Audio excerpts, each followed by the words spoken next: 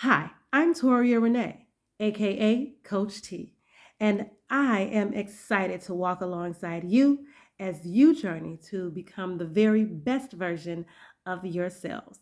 Tonight's topic is emotional intimacy.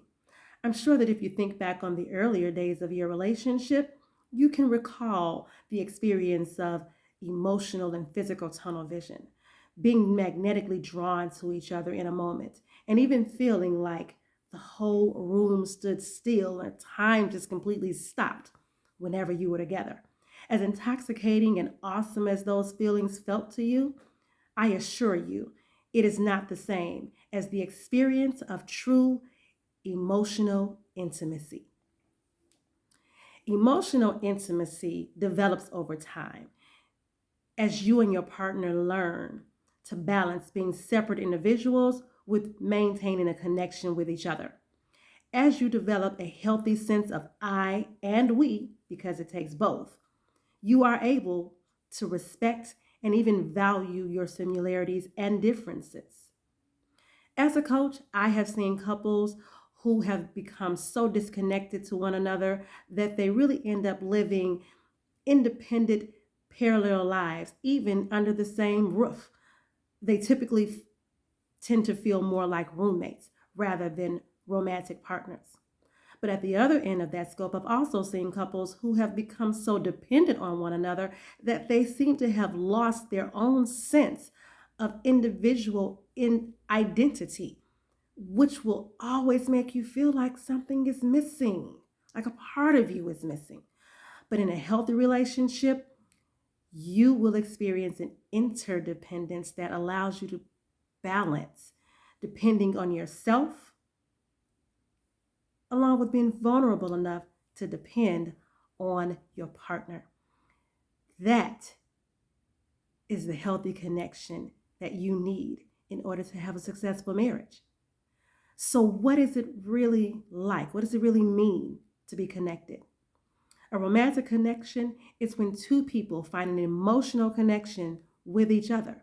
So, a romantic connection involves caring for one another, but also sharing your heart with one another in a way that compels you to continue to create enjoyable experiences and nurture those emotions with the sensual and sexual part of the relationship. Developing such a level of caring requires the acceptance of each other's strengths, weaknesses, and yes, imperfections, without being or believing you must change to be loved by your partner, or thinking that you have to change or fix your partner to fit your needs. These are the key dimensions of emotional intimacy. Once a couple understands the importance of these aspects, they can begin to practice tending to each individual aspect and experience an overall enhancement of intimacy. When you believe you can be who you really are in a relationship and you can treat your partner with that same respect, you will be able to be vulnerable enough to form a relationship that is emotionally intimate, which ultimately leads to and enhances physical intimacy. This lesson's conversation focuses on nurturing the connection between the two of you by exploring different aspects of the relationship in order to create a greater emotional intimacy in your relationship. Once you complete the conversation, take a day and let it all sink in.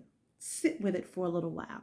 Then I want you to go back and complete the vulnerability exercise designed to help you feel a stronger connection with each other. Please remember my rules of engagement, and I'll see you next time. Until then, I am the Coach T, and remember, just be you.